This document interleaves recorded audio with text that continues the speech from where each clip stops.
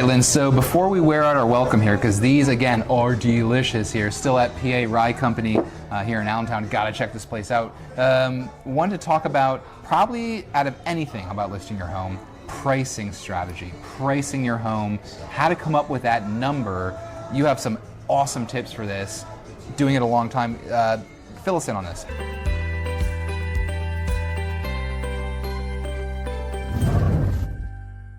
It's really important to have a market analysis done on your home.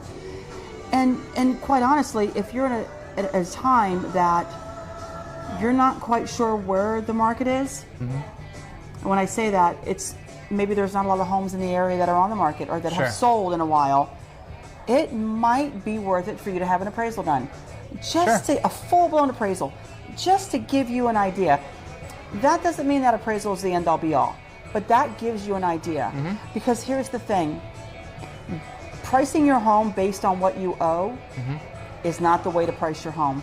The market does not care what you owe on your home. The market doesn't care. What the market does care about, what the buyer does care about, is what has sold in your neighborhood and for how much. Knowing what you owe on your home, knowing what you need to pay off that mortgage, to pay off that HELOC, to pay off whatever it is you've done against your home. Do you have back taxes? What do you owe? Things that go into that. Do you have another lien on your house that maybe might affect that number?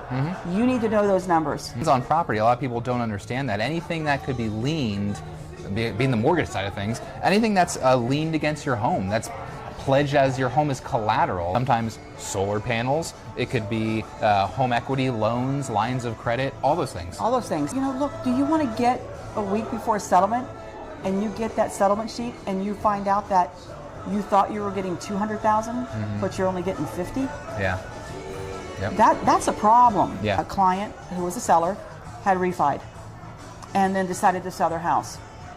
Well, there was a clause in the paperwork they signed that if they sold their house within a year, they owed $10,000 back to the mortgage company. Oh my gosh. Okay, except now we have a short sale situation. Oh my gosh, yeah. So it really screwed things up. Big time, big time. And fortunately, the client was able to just sort of say, you know what, I'm writing the check.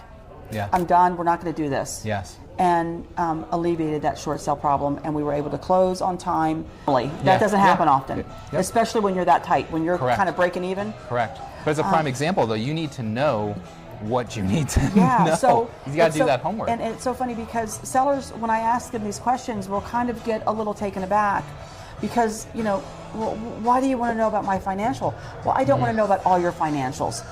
I just want to make sure that you understand what your financials are. Yes. Did you refi this year? Okay, could you go back and check your paperwork? Yeah. Is there a penalty for selling within that year? Or is there a certain amount of time? The majority of the time the answer is no. Now and then there is a penalty. Know that. Have that information. You know, go through and make sure that dollars and cents wise, you know what you owe and everything. Yes. That's hugely important. That's so important. And you know, again, it's not what is listed in your neighborhood, it's what has sold. Yes. That's what is the most important thing. I don't care what Tom and Jane are doing next door listing their house. What I care about is, did they sell their house for whatever price they think they were going to get? Because appraisals go off of that. Absolutely. They go off of sold comparable homes like yours, to your point, that have sold. If it's not sold and settled, it's not a comparable, because who knows what it could sell for. That's exactly right. I don't know what Tom and Jane have done to their house. Yep. There's certain things I can see, but there's a lot of things that I can't. Yep. So, you know, we need to focus on what you have. Yes. And that's the most important thing. Being ready 6 to 12 months to sell your house will make you a winner every time. Yes. Selling, you know, fast, trying to get things done quickly, you're going to lose money. So be prepared and start as early as you can, because that is the way to get the best value, to get the best money out of your home that you possibly can. Absolutely. Words of wisdom from Lynn Hufton. Absolutely. And that's only with a couple sips of old fashioned. 1, 2, 3. So going through with everything that you have, that you're going to be listing your home, ready to sell, calling Lynn, of course, making your #1 call so she can take a look at your property and going through with everything. But it's going to be everything from, like we talked about, timing, doing your homework. Is there a spring market right now? Get in front of it. repairs. We talked about in our other video that we had about what needs to be done, what doesn't need to be done, and what people look at when they come into your home. People, I didn't even think of that. When I walk in there, you're exactly right. I'm gonna be like, wow, they didn't do this or that. Huge, put yourself in the buyer's shoes, huge. And lastly, do your financial homework. Three legged stool, you hit all three, guaranteed pretty good success. Sure, and you know, to the point of hitting those things, that what a buyer's looking for. Look, we're in a market that has been sort of unprecedented this past 5 years or so. Yep. And where there's been appraisal gap coverage. Yes. People paying both sides of transfer tax.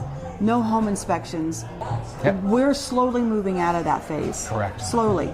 And we need to be ready for it. Yep. And we need to be ready to get back to a more normal market. Yes. So let's get ready now instead of waiting until the last minute. Yep. Get ahead of it. Get ahead of it. Yep. Lynn, I can't thank you enough for bringing me to this awesome place, guys. My pleasure. Again, if you've not been here, you're going to have links and everything. Look it up. PA Rye Company down here in Allentown. Fantastic venue. I know I'll be back many times. Just make sure you leave me a seat at the bar. Yes. You'll probably see Lynn here. Probably me too. Contact info's at the end, especially Lynn. Give her a call. This is what she does. Many years doing it, track record, success history doing this.